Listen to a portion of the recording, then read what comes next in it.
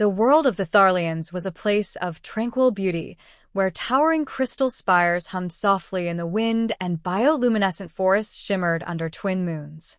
The Tharlians themselves were a delicate, diminutive species, barely a meter tall, with translucent skin that glowed faintly in rhythm with their emotions. They lived in harmony with their environment, building homes in the roots of massive trees and relying on ancient knowledge passed down through their songs. For centuries, they had flourished in isolation, untouched by the chaos of the larger galaxy. Then, the sky darkened. It began as a whisper among the windsingers, a low hum that grew into a vibration felt in the ground. Soon, massive shadows stretched across the land as enormous objects pierced the clouds above. The Tharlians gathered in their village squares, their glowing forms pulsing with fear. From their perspective, the ships were impossibly vast, mountains of gleaming metal that seemed to defy the natural order. When the first of the giants descended, the Tharlians' collective fear turned to awe and dread. The figures towered over their tallest structures, clad in shimmering armor that glinted in the faint light. Their movements, though slow and deliberate, caused tremors that rattled the crystal spires. The air was filled with the deep, resonant hum of their voices, sounds that were incomprehensible to the Tharlians but carried an undeniable sense of command.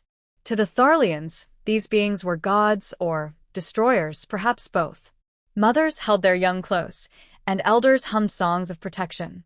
Among them was a young Tharlian, Elya, whose curiosity burned brighter than her fear. She crept closer, watching as the giants moved with surprising care, their massive hands scanning the ground as if searching for something. One of the giants knelt, placing a device on the soil.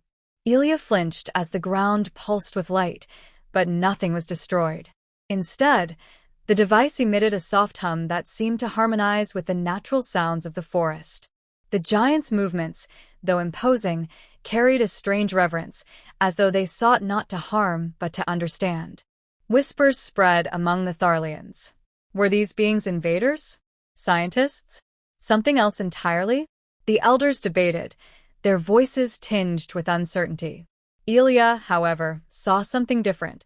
She noticed how the giants avoided stepping on fragile plants, how they carefully maneuvered around the crystal spires, and how their thunderous voices softened when they spoke to one another. From her hiding place, Elya watched as one giant removed their helmet, revealing a face unlike anything she had imagined. The features were rugged, the eyes sharp and alert, yet the expression carried an unmistakable gentleness. For the first time, Elya realized these beings might not be gods, but something even more extraordinary. The giants had come not to conquer, but to observe. Their immense size and power contrasted sharply with their careful actions. To Elya, they were both terrifying and mesmerizing, a paradox of strength and restraint. And though the Tharlians trembled in their presence, Elya's glowing form began to brighten with curiosity rather than fear. The Skaldans wasted no time. Their ships descended with a feral grace, releasing ground forces that moved like a swarm of living metal. Their warriors were vicious and efficient, towering over the Tharlians, but still dwarfed by the humans. Armed with plasma lances and razor-edged armor, the Skaldans were predators who had perfected the art of terror. The Tharlians cowered, their bioluminescent glow dimming to near darkness. They had no weapons, no defenses, only the faint hope that the humans, the giants, could protect them. And the humans did not disappoint.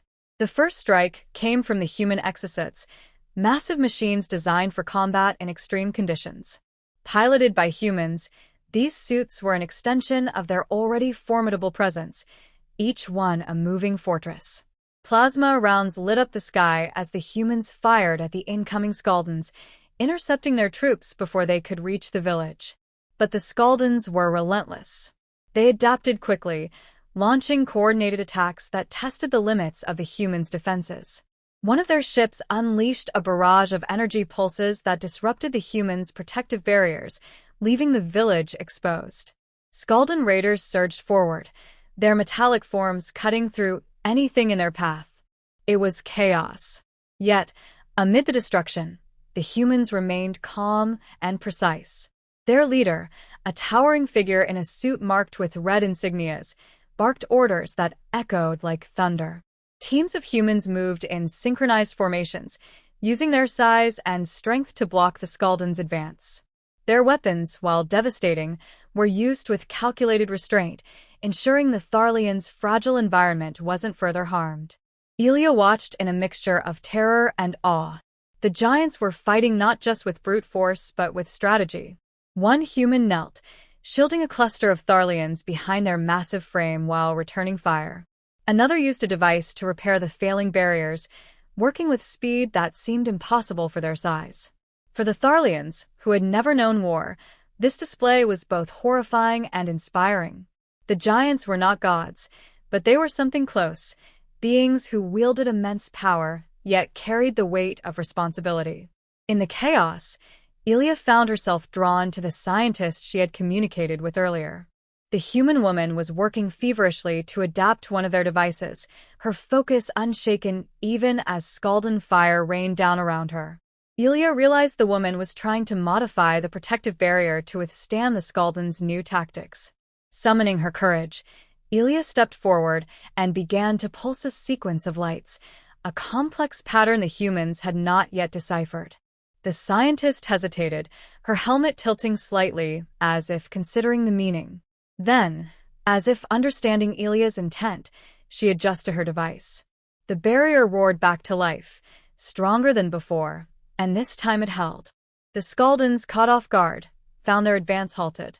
The humans pressed their advantage, driving the attackers back with a ferocity that left no doubt about their resolve. When the last of the Skaldans retreated to their ships, the humans did not pursue. Instead, they stood tall, their forms illuminated by the fading light of the battle. They had defended the Tharlians without demanding anything in return, proving not only their strength but their compassion. For the first time, Elya felt hope. The giants were not destroyers or invaders. They were protectors. And though their presence was overwhelming, it was also reassuring. These humans, with their towering forms and unstoppable will, had shown what it meant to stand against the darkness.